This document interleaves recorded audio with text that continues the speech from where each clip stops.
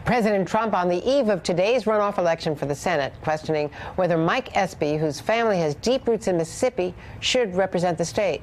Look at this. How does he fit in with Mississippi? But I could go over this, but how does he fit in?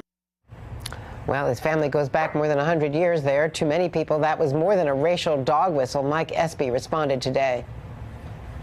He said, "Who is Mike Espy?" Well, Mike Espy was a member of Congress from Mississippi 4 times. I was elected in 1986. I was the first black congressman since Civil War.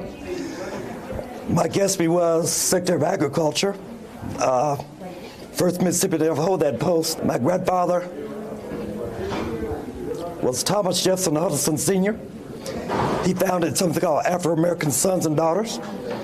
And in the 1930s, he was the wealthiest businessman in Mississippi. So when people think of Mike Espy, who is Mike Espy, they think about Thomas Jefferson Huddleston Sr., my grandfather, whose legacy I inherited. So that's who I am. A proud Mississippian, Mike Espy, the appointed Senator Cindy Hyde-Smith, is favored in the deep red state where President Trump has a 60% approval rating. Joining me now, NBC's Vaughn Hilliard in Ridgeland, Mississippi, where Espy cast his vote this morning. Also in Ridgeland, Matt Visor, Washington Post national political reporter, and MSNBC contributor Yamiche Alcindor, White House correspondent for PBS NewsHour. Welcome all. Matt, first to you. You've been doing a lot of the reporting on the racial issues there. Tell me about Cindy Hyde-Smith and her connection, the introduction of legislation on Jefferson Davis Highway. Bring us up to date. Yeah, so Cindy Hyde-Smith has made her political career really out of defending the Confederacy. One of her first pieces of legislation was to rename a portion of a highway in her state Senate district after Jefferson Davis. She's visited the Jefferson Davis homestead.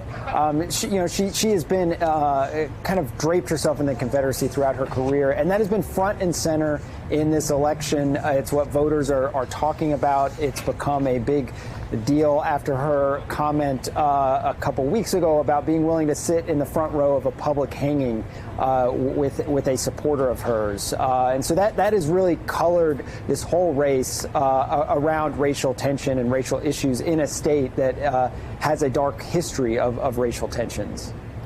And Vaughn, we've been watching with fascination you trying to get her to talk about all of this. She has rebuffed you at every turn. You've been persistent, but respectful and persistent.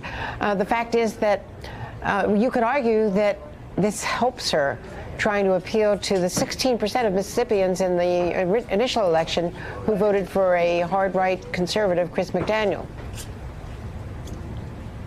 Exactly, Andrea. There were 140,000 Mississippians that voted for Chris McDaniel, that third option on November 6th. And even with those 140,000 out there for Chris McDaniel, Cindy Hyde-Smith still won by 8,000 votes. So when we're talking about pure numbers, this is a tall task for Mike Espy. But when you talk about those Chris McDaniel voters, you've got to be frank here and having the conversation with just here at the polling location. And over the last several days with a lot of the white electorate, the Republican voters, there was one gentleman who I asked, and I begged him to come on camera. He had no interest in doing so. But I said, who are you going to be voting for? And he said that he was displeased with both candidates and shared a few more words than that, I should say. And finally, I said, can you please just tell me, but who are you ultimately voting for here today? And he said, Hyde-Smith, turned and walked in the door to go and cast his ballot. The question is, how many individuals like that were willing to show up and vote for Hyde-Smith? And is Mike Espy ultimately going to be able to get that surge in that African-American turnout?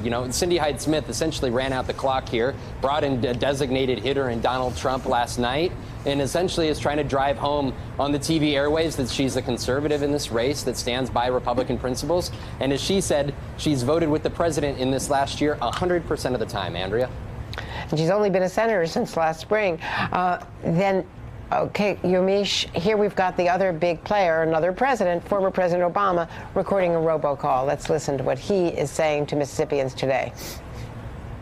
Hi, this is Barack Obama, and tomorrow is Election Day. My name may not be on the ballot, but our future is. And that's why I believe this is one of the most important elections in our lifetime. Make a plan to vote tomorrow. I'm counting on you to be in line to vote before the polls close. Yamiche, have the Democrats done enough to try to drive up the African-American vote and other sympathetic votes to Mike Espy? And it's a tough road.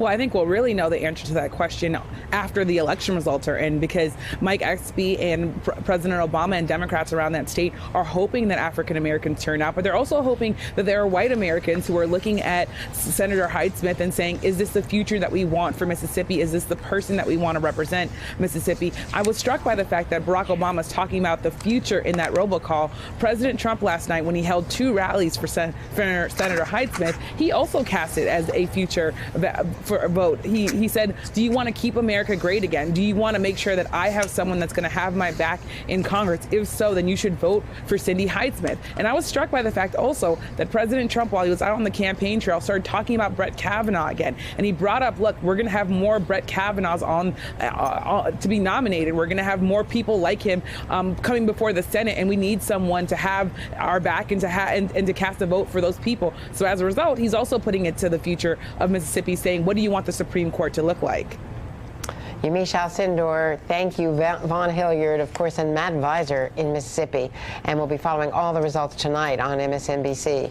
Hey there, I'm Chris Hayes from MSNBC. Thanks for watching MSNBC on YouTube. If you want to keep up to date with the videos we're putting out, you can click subscribe just below me, or click over on this list to see lots of other great videos.